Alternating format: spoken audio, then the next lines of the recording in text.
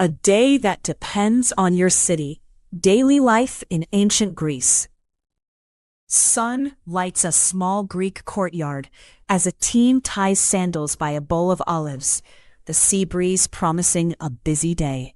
We're exploring daily life in ancient Greece, how government, work, and culture shaped an ordinary day.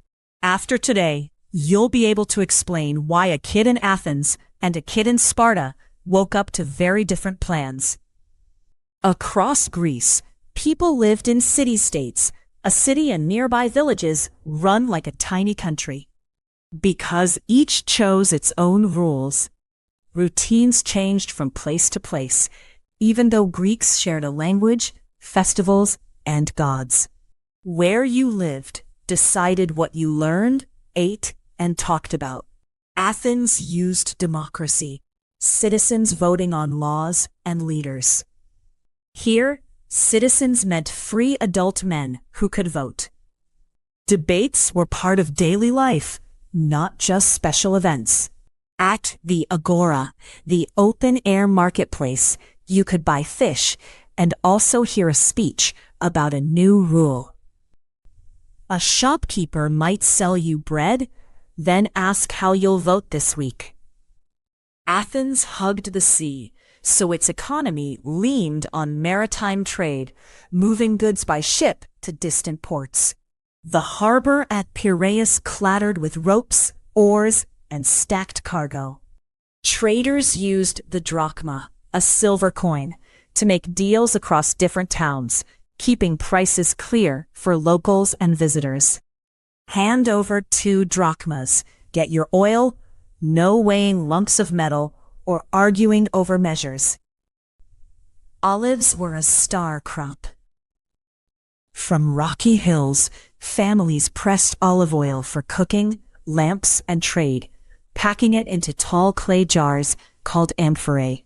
A good harvest meant more jars to sell and light for the winter. Donkeys did the heavy lifting, carrying baskets of olives, water jugs, and firewood up steep lanes. Step by step, they powered farm life the way trucks do for us. Athens also prized ideas. Philosophers, people who asked big questions, earned respect, and some men met at a symposium, a social dinner for talk, to share them. A teen might slip in as a server and overhear arguments about justice and courage.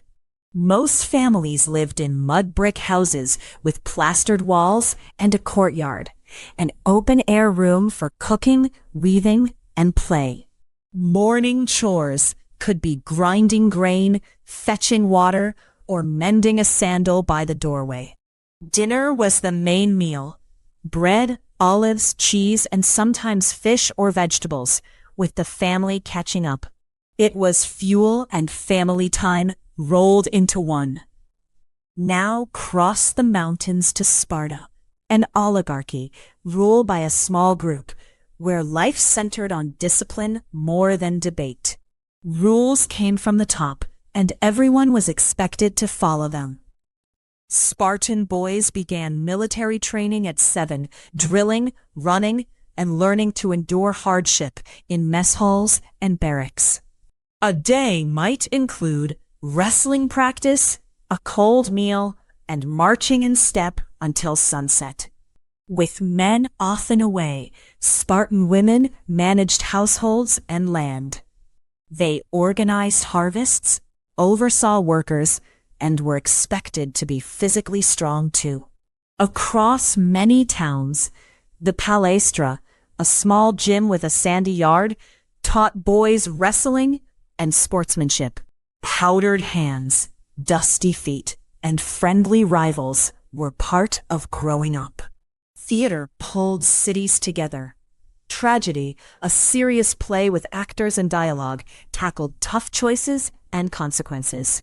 Crowds filled stone seats, then argued about the hero's decision all the way home. All Greeks shared some traditions, no matter the city.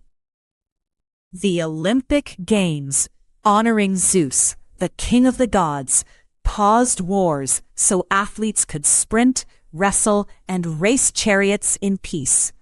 Different cities specialized in trade goods. Corinth, for example, became famous for pottery shipped across the sea. A Corinthian jar might end up on an Athenian table. Recap: democracy in Athens shaped duties. Sea trade, olives, and coins shaped work and meals. Theater and the Olympics tied Greeks together. If you can explain why an Athenian argued in the Agora while a Spartan drilled at 7, you've got the heart of daily life in ancient Greece.